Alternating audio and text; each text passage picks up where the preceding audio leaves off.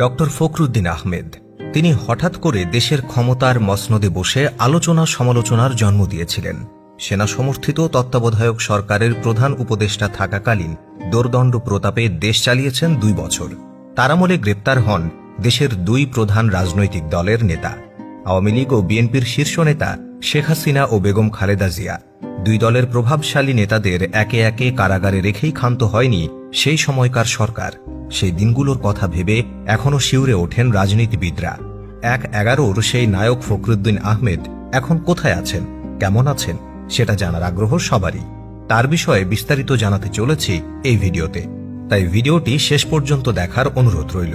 আশা করি ভিডিওটি দেখার পর আপনাদের ডক্টর ফখরুদ্দিন আহমেদের বিষয়ে অনেক ধারণাই পাল্টে যাবে এবং অনেক অজানা তথ্য জানতে পারবেন। তাই কথা না বাড়িয়ে এবার চলুন শুরু করা যাক বিস্তারিত। 1940 সালের 1 মে মুন্সিগঞ্জের টুঙ্গিবাড়ি উপজেলার নগরকান্তি গ্রামে জন্মগ্রহণ করেন ফখরুদ্দিন আহমেদ। তার বাবার নাম ডক্টর মহিউদ্দিন আহমেদ। ঢাকা বিশ্ববিদ্যালয় থেকে ফখরুদ্দিন আহমেদ অর্থনীতি বিষয়ে 1960 এবং 1961 সালে যথাক্রমে স্নাতক এবং স্নাতকোত্তর উভয়টিতেই প্রথম শ্রেণীতে উত্তীর্ণ হন। তিনি যুক্তরাষ্ট্রের ম্যাসাচুসেটস উইলিয়ামস কলেজ থেকে উন্নয়ন অর্থনীতিতে মাস্টার্স এবং প্রিন্সটন বিশ্ববিদ্যালয় থেকে অর্থনীতিতে ডক্টরেট সম্পন্ন করেন। শিক্ষাজীবন সম্পন্নের পর ঢাকা বিশ্ববিদ্যালয়ে কিছুদিন শিক্ষকতাও করেন। এরপর তিনি তৎকালীন পাকিস্তানের কর্ম কমিশনে যোগ দেন। বাংলাদেশের স্বাধীনতার পর 1978 সাল পর্যন্ত তিনি বাংলাদেশ কর্ম কমিশনে চাকরি করেন। সে বছরই ফখরুদ্দিন আহমেদ বিশ্ব ব্যাংকে যোগ দেন এবং সময়ের ব্যবধানে বিভিন্ন পদ পার করে ব্যাংকের উপরাষ্ট্রপতি পদে অধিষ্ঠিত হন। 2001 সালের 19 নভেম্বর বিশ্ব ব্যাংকের সেই পদ থেকে তিনি পদত্যাগ করেন এবং বাংলাদেশের কেন্দ্রীয় ব্যাংকের গভর্নর হিসেবে যোগদান করেন। 2005 সালের 30 এপ্রিল গভর্নর হিসেবে তার কর্মজীবন শেষ হওয়ার পর তিনি পল্লী কর্মসহায়ক ফাউন্ডেশন PKSF এ কর্মরত ছিলেন। জাতীয় নির্বাচনকে ঘিরে রাজনৈতিক দলগুলোর মধ্যে বিশৃঙ্খলার পরিপ্রেক্ষিতে 2007 সালের 12 জানুয়ারি তৎকালীন রাষ্ট্রপতি ইয়াজউদ্দিন আহমেদ দেশে জরুরি অবস্থা ঘোষণা করেন। পরে সেনা সমর্থিত তত্ত্বাবধায়ক সরকার গঠিত হয়, যার প্রধান উপদেষ্টা হিসেবে ফখরুদ্দিন আহমেদকে নিয়োগ করা হয়। জানা গেছে, গভীর রাতে তাকে ফোন করে ঘুম থেকে জাগানো হয়। প্রধান উপদেষ্টা হওয়ার আমন্ত্রণ পেয়ে স্ত্রীর সাথে আলোচনার জন্য সময় চান। 8 ঘণ্টা পর ফিরতি ফোনে সম্মতি জানান। পরে প্রধান উপদেষ্টা হিসেবে দায়িত্ব গ্রহণ করেন বাংলাদেশ ব্যাংকের সাবেক গভর্নর ডক্টর ফখরুদ্দিন আহমেদ। সে সময় দেশের স্বাভাবিক অবস্থা ফিরিয়ে আনতে 11 জানুয়ারি জরুরি অবস্থা জারির দিনটিকে 1/11 বা 1/11 নামে আখ্যায়িত করেন তৎকালীন সেনাপ্রধান। ইয়াজউদ্দিন আহমেদের নেতৃত্বাধীন তত্ত্বাবধায়ক সরকারকে একরকম নীরব বিদ্রোহে সরানোর পেছনে মূল শক্তি হিসেবে কাজ করেছিল সে সময়ের সেনাপ্রধান শুধু ইয়াজউদ্দিন সরকারকেই হটাননি, পরবর্তী 2 বছর তার ইশারাতেই চলেছে পুরো বাংলাদেশ। হঠাৎ করে দেশের ক্ষমতার মসনদে বসে আলোচনা সমালোচনার জন্ম দিয়েছিলেন ডক্টর ফখরুদ্দিন আহমেদ। সেনা সমর্থিত তত্ত্বাবধায়ক সরকারের প্রধান উপদেষ্টা থাকাকালে তিনি দোর্দণ্ড প্রতাপে দেশ চালিয়েছেন 2 বছর। ফখরুদ্দিন আহমেদ ক্ষমতা গ্রহণের মধ্য দিয়েই ইতপূর্বে রাষ্ট্রপতিকে প্রধান উপদেষ্টা করে গঠিত তত্ত্বাবধায়ক সরকার বিলুপ্ত হয়।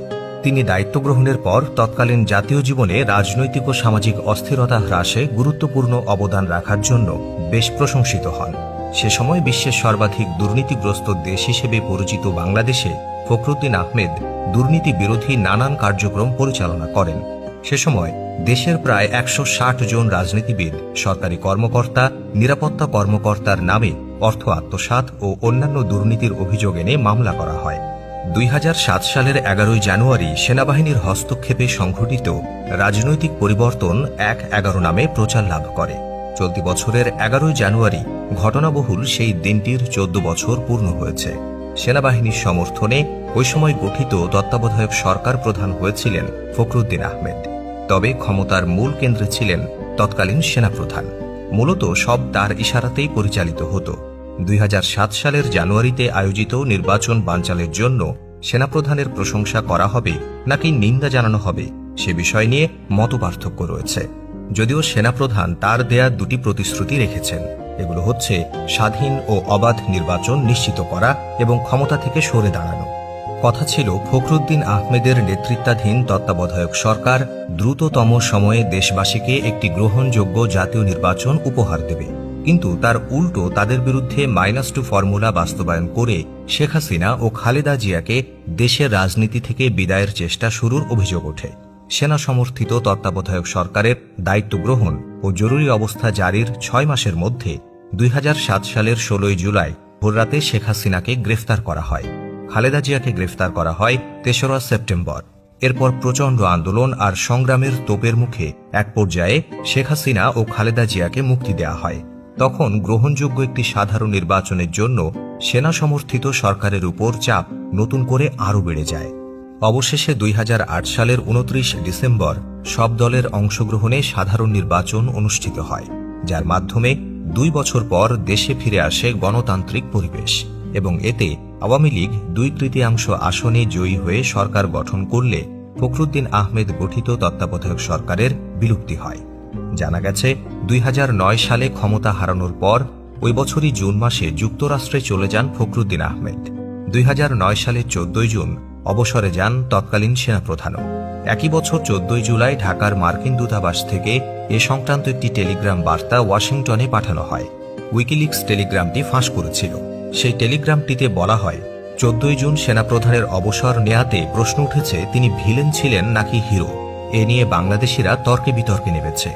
অনেকেই বলেছেন 2007 সালের নির্বাচন 2 বছরের জন্য পিছিয়ে দিয়ে তৎকালীন সেনাপ্রধান বাংলাদেশের সংবিধান লঙ্ঘন করেছেন। আবার কেউ কেউ বলেছেন রাজনৈতিক অস্থিরতা বন্ধ করার জন্য তিনি বরং সাহসিকতারই পরিচয় দিয়েছেন, এজন্য তাকে পুরস্কৃত করা উচিত। সেই টেলিগ্রাম বার্তায় আরও বলা হয়, বিতর্কিত লোক হলেও সেনাপ্রধান তার কথা রেখেছেন। 2008 সালের নির্বাচন বাংলাদেশের ইতিহাসে সবচেয়ে স্বাধীন ও স্বচ্ছ নির্বাচন। 2007 সালে ক্ষমতায় থাকার সময় ব্যাপক গুঞ্জন ছিল যে তৎকালীন সেনাপ্রধান রাজনীতিতে নামতে যাচ্ছেন। তবে বিভিন্ন বক্তব্যে সেনাপ্রধান এসব গুঞ্জন নাকচ করে দিয়েছিলেন। 2008 সালে তত্ত্বাবধায়ক সরকার তাকে সেনাপ্রধান হিসেবে রাখার জন্য আরও 1 বছর মেয়াদ বাড়ায়। তখন সাধারণ মানুষ ধরেই নেয় যে তিনি রাজনীতিতে নামবেন এবং এমনটাই হচ্ছে। তবে এসব কিছুরই অবসান হয় যখন নির্বাচন অনুষ্ঠিত হয়। তৎকালীন সেনাপ্রধান 2008 সালের নির্বাচনে বিজয়ী হয়ে ক্ষমতায় আসা শেখ হাসিনার শাসনামলেও সেনাপ্রধান ছিলেন। পরে অবসর নিয়ে অনেকটা নীরবে 2009 সালের জুন মাসে দেশ ছেড়ে যুক্তরাষ্ট্রে চলে যান।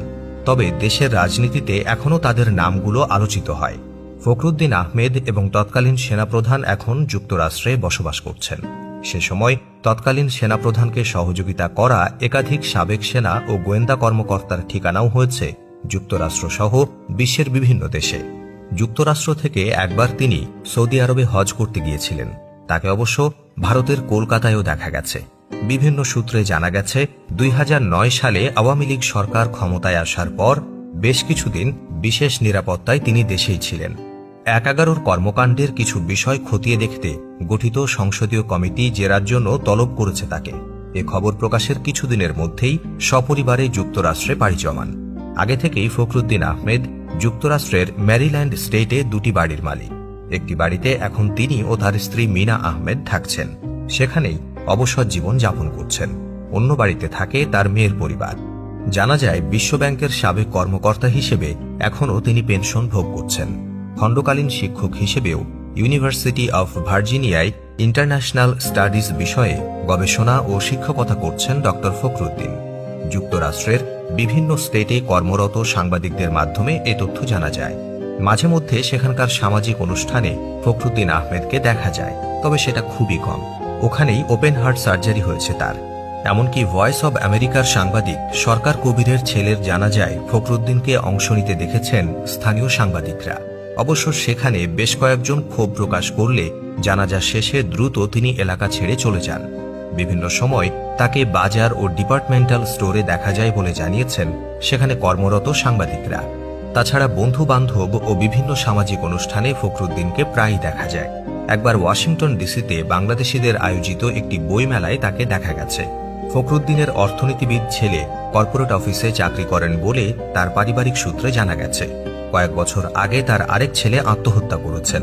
বন্ধুরা, 1-11 বা ফখরুদ্দিনের শাসন আমল ভালো ছিল নাকি বর্তমান শাসন ব্যবস্থা ভালো, এ বিষয়ে আপনাদের মতামত কি সেটা অবশ্যই কমেন্টে জানিয়ে দেবেন। আর হ্যাঁ, ভিডিওটি ভালো লাগলে লাইক এবং শেয়ার করে দিতে পারেন। Thanks for watching.